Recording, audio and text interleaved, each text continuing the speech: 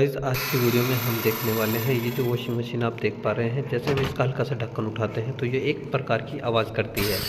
यदि हम ढक्कन नहीं भी उठाते तो भी ये आवाज़ करती है, लेकिन चल प्रॉपर तरीके से रहती है, वैसा कोई प्रॉब्लम नहीं है।